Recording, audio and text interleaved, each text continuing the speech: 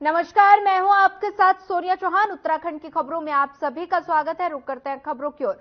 उत्तराखंड में वनाग्नि के मामले लगातार बढ़ते जा रहे हैं और जिसे लेकर उत्तराखंड की मुख्य सचिव राधा रतूड़ी की अध्यक्षता में देहरादून के सचिवालय में बैठक हुई और वही बैठक वन विभाग के कई अधिकारीगण बैठक में मौजूद रहे। और इस दौरान मुख्य सचिव राधा रतूड़ी ने कहा कि मुख्यमंत्री की ओर से बैठक आयोजित कर वनाग्नि के लिए एक्शन प्लान बनाने का निर्देश दिया गया और साथ ही उन्होंने कहा कि वनाग्नि को लेकर अब तक क्या कार्रवाई की गई है, इस पर बैठक में चर्चा हुई और एक्शन प्लान के तहत वनाग्नि के निराकरण के लिए काम किया जाएगा और जिसके लिए आपदा प्रबंधन ने बजट भी उपलब्ध है।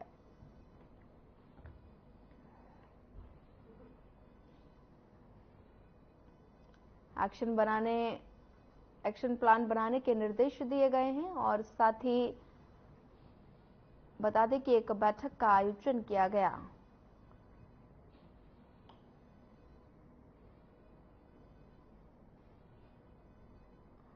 वनाग्नि से उत्तराखंड में हाहाकार मचा है और मुख्य सचिव राधा रतूड़ी की अध्यक्षता में ये बैठक हुई और राधा रतूड़ी ने वनाग्नि के लिए एक एक्शन प्लान बनाया।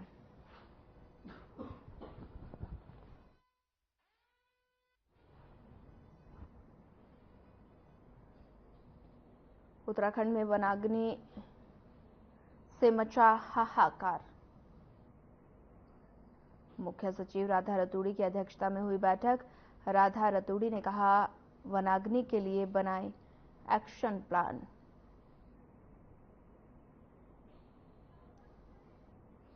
उत्तराखंड में वनाग्नि से मचा हाहाकार और साथ ही वनाग्नि के मामले लगातार बढ़ते जा रहे हैं, जिसको देखते हुए मुख्य सचिव राधा रतूड़ी की अध्यक्षता में एक बैठक का आयोजन किया गया।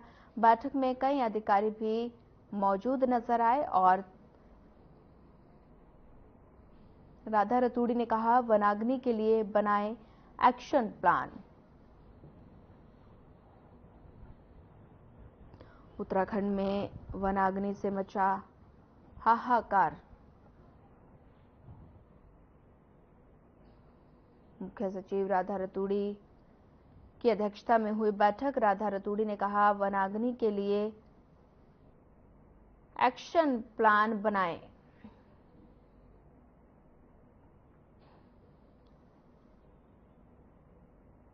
उत्तराखंड में वनाग्नि से मचा हाहाकार और साथ ही लगातार उत्तराखंड में वनाग्नि के मामले बढ़ते जा रहे हैं, जिसको देखते हुए मुख्य सचिव राधा रतूड़ी की अध्यक्षता में बैठक हुई और आप देख सकते हैं तस्वीरों में बैठक में कई अधिकारी भी मौजूद नजर आए और राधा रतूड़ी ने कहा, वनाग्नि के लिए बनाए एक्शन प्लान।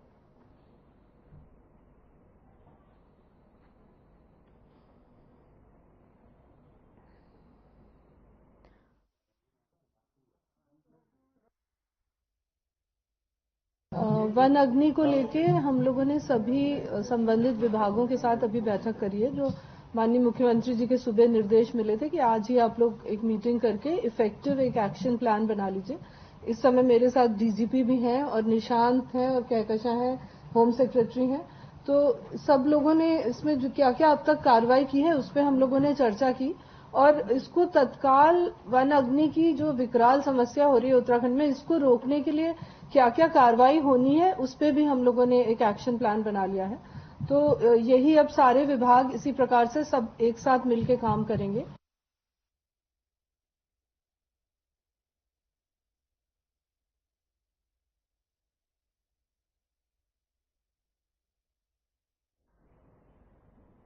अगली खबर देहरादून से है, जहां उत्तराखंड महिला कांग्रेस के प्रदेश उपाध्यक्ष आशा मनोरमा डोबरियाल शर्मा के नेतृत्व में तमाम प्रदेश कांग्रेस के महिला कार्यकर्ता और पदाधिकारी जिलाधिकारी सोनिका मीणा को ज्ञापन देने पहुंची और मनोरमा डोबरियाल ने कहा कि जैसे कर्नाटक के मंत्री प्रज्वल रेवन्ना के महिलाओं का शोषण करने के साथ साथ देश की महिलाओं का अपमान करने का काम किया है, ये बहुत ही शर्मनाक है और हमने जिलाधिकारी देहरादून के माध्यम से प्रधानमंत्री नरेंद्र मोदी को ज्ञापन भेजा। प्रधानमंत्री नरेंद्र मोदी को देश की जनता से माफी मांगनी चाहिए और साथ ही उन्होंने कहा कि रवन्ना और उनके पिता को भारत वापस लाया जाएगा और उन्हें कड़ी से कड़ी सजा दी जाएगी। उनका पासपोर्ट भी रद्द कर दिया जाना चाहिए।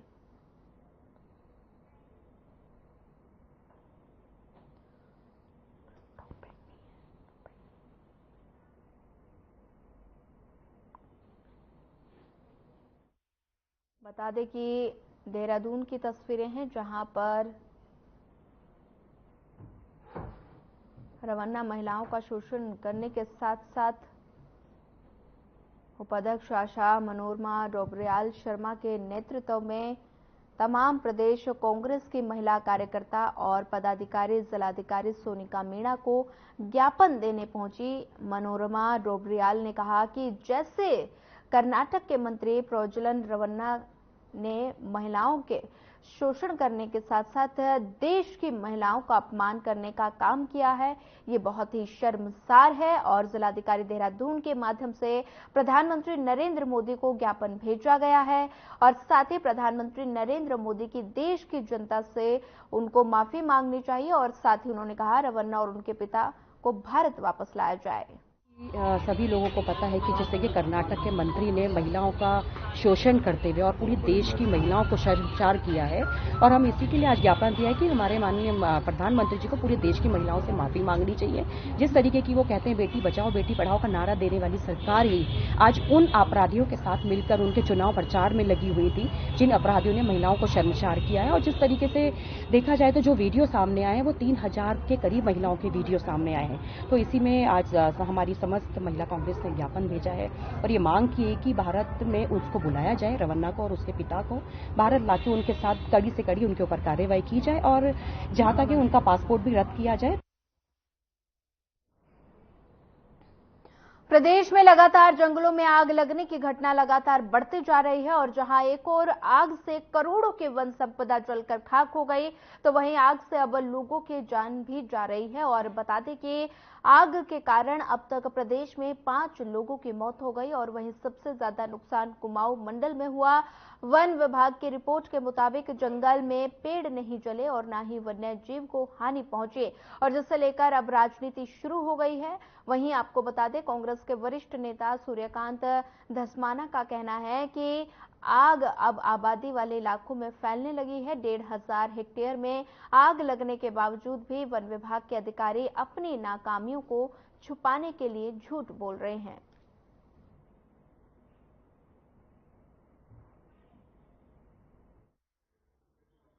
आदमी हताहत हो गए भाई, वन्य जीवन तो छोड़ दिए।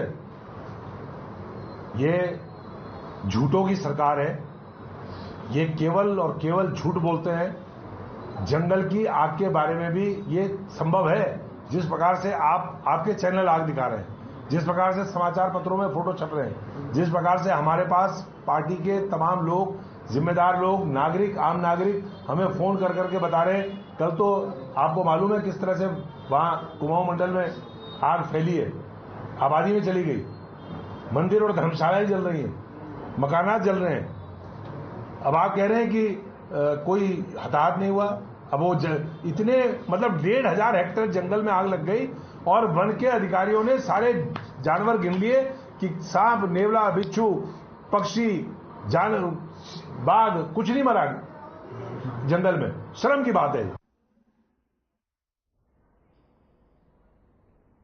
प्रॉपर्टी डीलर और भूमाफियाओं द्वारा नाले को बंद करने के विरोध में महिला कांग्रेस ने डीएम को ज्ञापन सौंपा और इस दौरान महिला कांग्रेस ने प्रॉपर्टी डीलर और भूमाफियाओं पर आरोप लगाते हुए डीएम से कार्रवाई करने की मांग की। वहीं आपको बता दें कांग्रेस के महानगर की महिला अध्यक्ष उर्मिला थापा का कहना है कि वार्ड नंबर 4 में प्रॉपर्टी डीलर और भूमाफियाओं द्वारा पुरानी दीवार को तोड़कर नाले को बंद कर नई दीवार बनाने का प्रयास कर रहे हैं और इस संबंध में डीएम को ज्ञापन सौंपा जा रहा है ताकि नाले बच सके।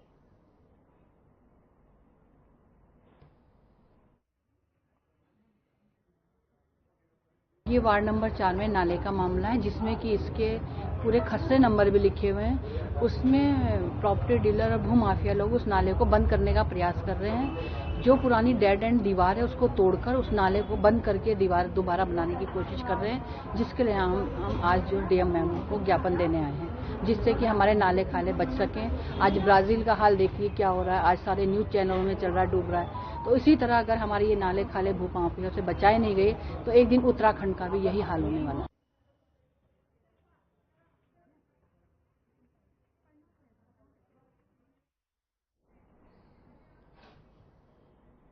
कांग्रेस ने नगर निगम चुनाव लड़ने के इच्छुक कार्यकर्ताओं से आवेदन लेने शुरू कर दिए हैं। महानगर अध्यक्ष जसविंदर सिंह गोगी ने बताया कि अभी तक लगभग 250 आवेदन आ चुके हैं। दरअसल प्रदेश में निकाय चुनाव की तैयारियां तेजी से चल रही हैं। कयास लगाए जा रहे हैं कि जल्द ही चुनाव हो सकते हैं और इसी के चलते कांग्रेस ने भी तैयारी शुरू कर दी है। कांग्रेस भवन में पार्षद आवेदन के लिए लोगों का तांता लगा रहा है और सुबह से ही शाम तक निवर्तमान पार्षद, पूर्व पार्षद और अन्य कार्यकर्ताओं में चुनाव लड़ने के लिए उत्साह देखा गया। जसविंदर सिंह जोगी ने कहा कि सभी इच्छुक कार्यकर्ताओं को अपने बायोडाटा के साथ आवेदन करने के लिए कहा गया है और कार्यकर्ता सोमवार को भी दोपहर 12 बजे से 3 बजे तक आवेदन कर सकते हैं और उसके बाद इन आवेदनों की जांच होगी।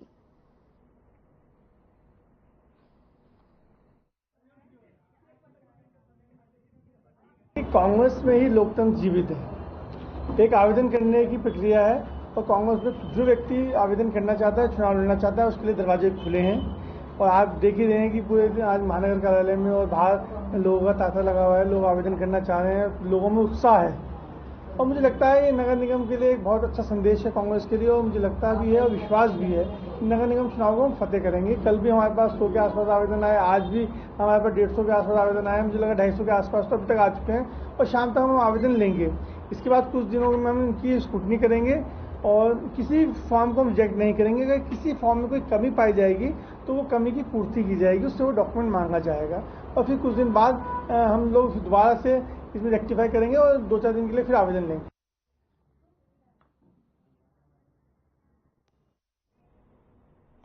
प्रदेश में बढ़ती वनाग्नि की घटनाओं पर यूकेडी से गढ़वाल लोकसभा प्रत्याशी आशुतोष नेगी ने चिंता व्यक्त की। उन्होंने कहा कि बढ़ते गर्मी में प्रदेश में वनों में आग लगने की घटनाओं ने राष्ट्रीय आपदा जैसे हालात पैदा कर दिए। उन्होंने आरोप लगाते हुए कहा कि एक तरफ प्रदेश में वनाग्नि से प्रदेश त्रस्त है और प्रदेश में शरारती तत्व तो आग लगा ही रहे हैं, लेकिन अपनी कमियों को छुपाने के लिए कुछ अधिकारी भी वनाग्नि को अपना सहारा बना रहे हैं। उन्होंने आरोप लगाया कि वनाग्नि की घटनाओं पर नियंत्रण की बजाय सरकार प्रदेश को मझधार पर छोड़ रही है।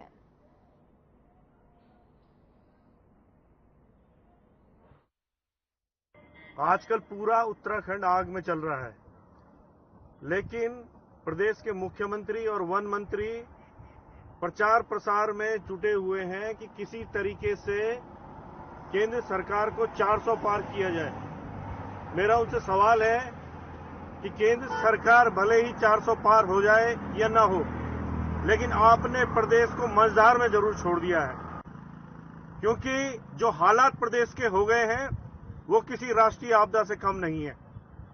और मैं ये भी देख रहा हूं कि हालांकि कुछ शैतानी शरारती तत्वों ने आग जरूर लगाई है, लेकिन इसका फायदा फॉरेस्ट के वो अधिकारी भी उठा रहे हैं जिन्होंने वनीकरण के नाम पर फर्जी वनीकरण किया और जहां उन्होंने वनीकरण दिखाया था, क्योंकि वहां उन्होंने किया नहीं था, उसको भी आग के हवाले किया जा रहा है।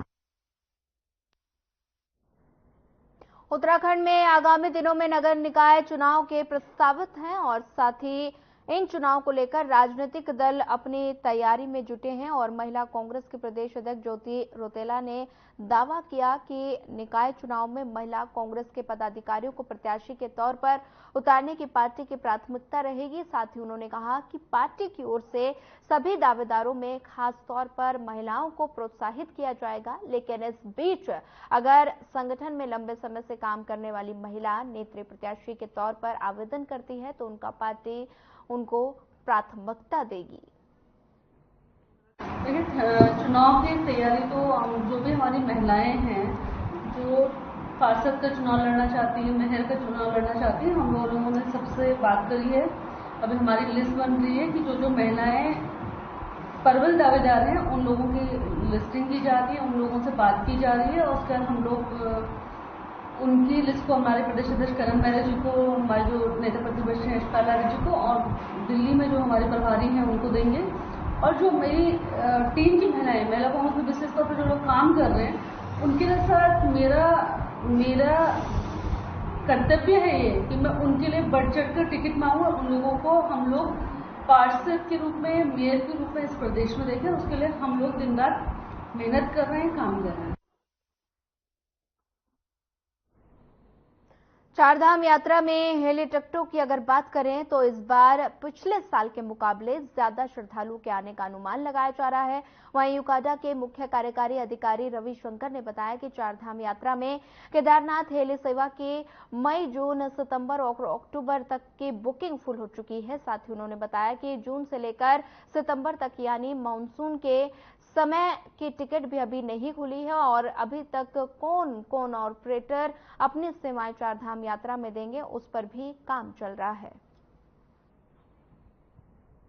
मुख्य कार्यकारी ने जानकारी दी है। देहरादून की तस्वीरें हैं, हेली सेवा की बुकिंग फुल।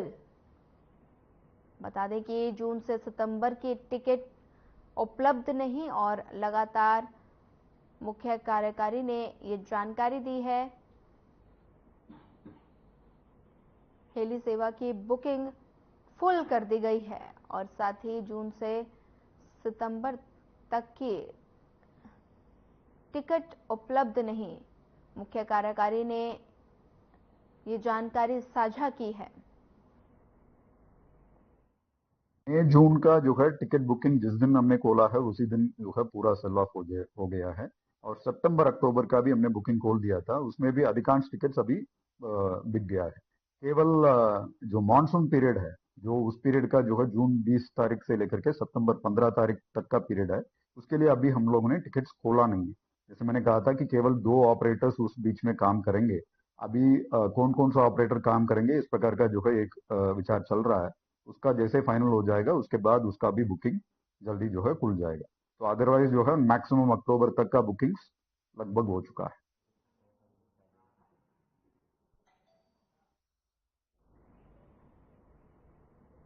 उत्तराखंड में गर्मी का प्रकोप लगातार बढ़ता जा रहा है। आने वाले दिनों में बढ़ते तापमान को देखते हुए राज्य स्वास्थ्य विभाग ने प्रदेश में हीट वेव का अलर्ट जारी किया और स्वास्थ्य सचिव डॉक्टर आर राजेश कुमार ने हीट वेव को लेकर एडवाइजरी जारी की और राज्य में गर्मी के मौसम को देखते हुए गर्मी में बीमारियों से बढ़ते खतरे से निपटने और बचाव के लिए सभी जिलाधिकारियों और डॉक्टरों को दिशा निर्देश जारी किए गए। समस्त मेडिकल इकाइयों पर आवश्यक दवाइयां और सभी आवश्यक उपकरण की उपलब्धता सुनिश्चित करने को कहा गया। डॉक्टर ने कहा कि हीट वेव से संबंधित बीमारियों के लक्षणों की शीघ्र पहचान, निगरानी और रिपोर्टिंग के लिए चिकित्सा अधिकारियों को नियमित प्रशिक्षण प्रदान करना, सभी चिकित्सा इकाइयों पर ठंडे पीने के पानी की उपलब्धता और साथ ही प्रदान करना, कूलिंग उपकरणों के निर्बाध कामकाज को सुनिश्चित करने को निर्देशित किया गया।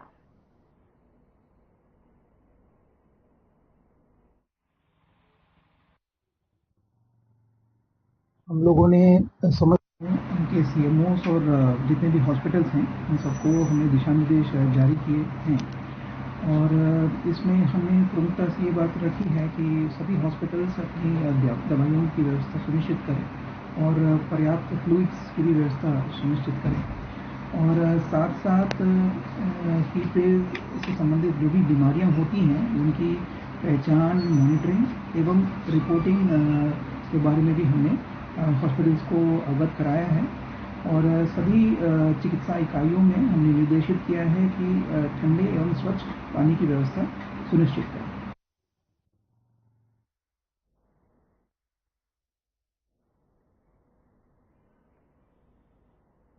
चारधाम यात्रा शुरू होने में कुछ ही दिनों का समय रह गया है, जिसे देखते हुए देहरादून जिला प्रशासन ने अपनी कमर कस ली है। वहीं चारधाम यात्रा के शुरुआती हिस्से कहे जाने वाले ऋषिकेश में यातायात प्रबंधन को लेकर जिला प्रशासन अलर्ट मोड पर नजर आ रहा है और इस बात को लेकर देहरादून के जिलाधिकारी सोनिका ने बताया कि ऋषिकेश का श्यामपुर फाटक ट्रैफिक जाम का मुख्य हिस्सा रहा है और जिसे इस बार चौड़ा कर दिया गया है और साथ ही उन्होंने कहा कि नगर निगम की टीमों को क्षेत्र की साफ सफाई व्यवस्था बनाए रखने के निर्देश जारी किए गए हैं और साथ ही प्रयास किया जाएगा कि पूरा क्षेत्र नो प्लास्टिक जोन के रूप में निकल कर आए।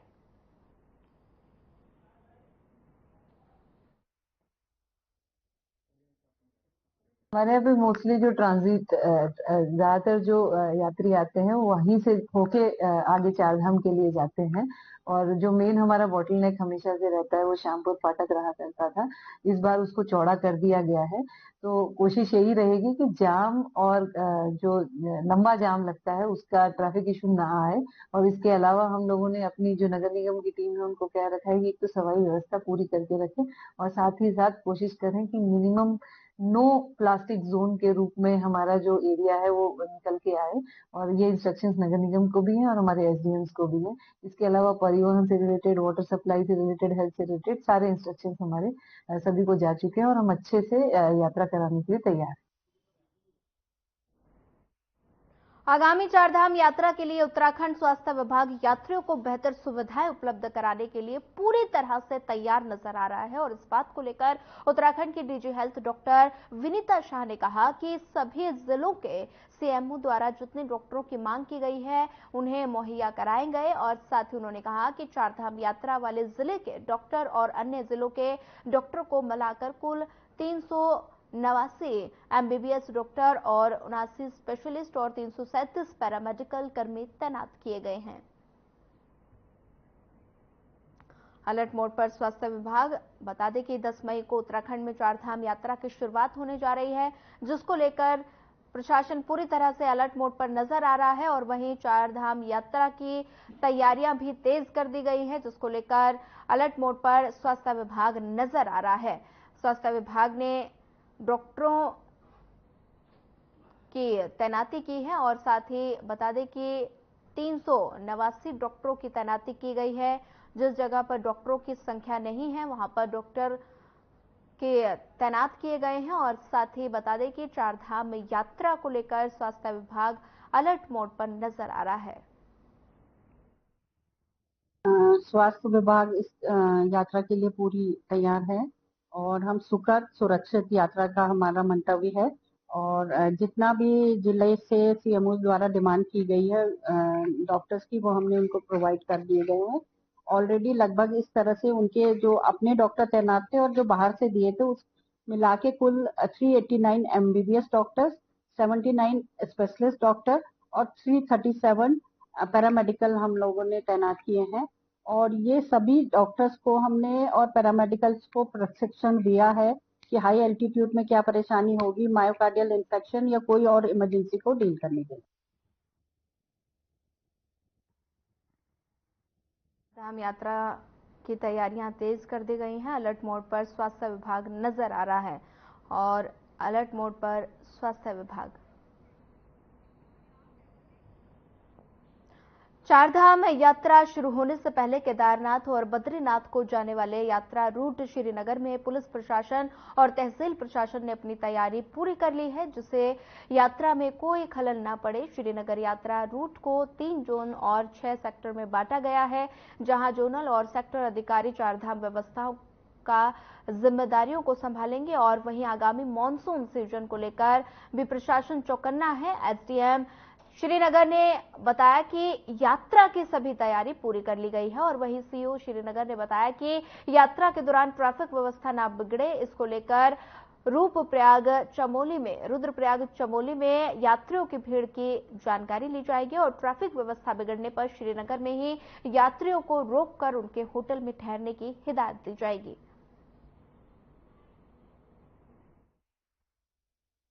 हमने अभी अपने पूरे स्ट्रेच को यहाँ से 3 जोन में और 6 सेक्टर्स में डिवाइड किया है। इसमें हमारे 3 जोनल ऑफिसर्स होंगे और उसके अलावा जो लाइन डिपार्टमेंट्स हैं उसमें ही हमने सेक्टर डिसाइड किए हैं, ताकि जो रोड सही रहे, बिजली की व्यवस्था सही रहे, पानी, पीने का पानी, पेयजल सबको मिलता रहे।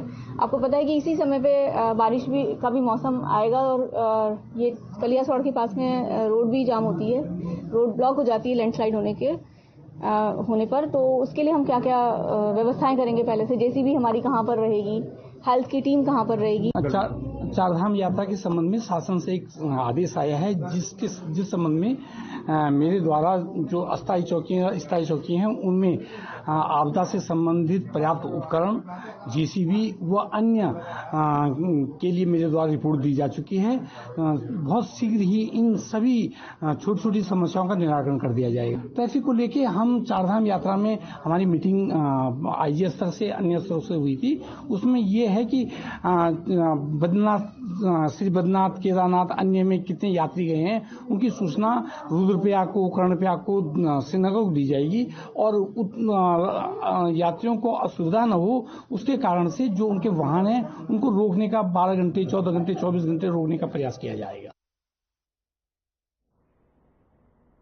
आगामी चारधाम यात्रा के लिए उत्तराखंड का पुलिस प्रशासन ड्रोन और सीसीटीवी कैमरों के माध्यम से पूरी यात्रा की निगरानी करने की तैयारी में है। इस बात को लेकर एडीजी कानून व्यवस्था एपी अंशुमान ने कहा कि चारधाम यात्रा के दौरान ड्रोन के जरिए जिला नियंत्रण कक्ष में फीड ली जाएगी और वहीं फीड तत्काल हेडक्वार्टर में भेजी जाएगी। और साथ ही उन्होंने कहा कि चारधाम यात्रा में यातायात प्रबंधन के लिए डीआईजी कानून व्यवस्था रेणुका देवी को नोडल अधिकारी नियुक्त किया गया है।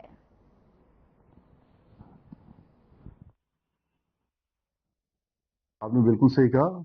हम ड्रोन की जितने भी कैमरे ड्रोन से हम उसकी फीड भी हम कंट्रोल रूम में जिला नियंत्रण कक्ष में लेंगे और जिला नियंत्रण कक्ष से हम उसको हेडक्वार्टर में लेंगे।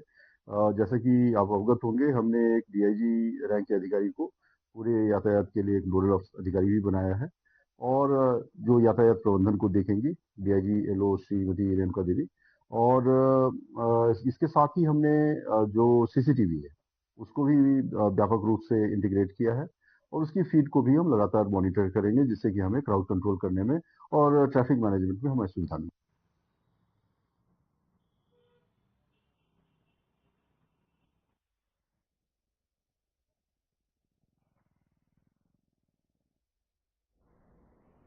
फिलहाल इस बुलेटिन में इतना ही। ज्यादा खबरों के लिए बने रहिए हमारे साथ। नमस्कार।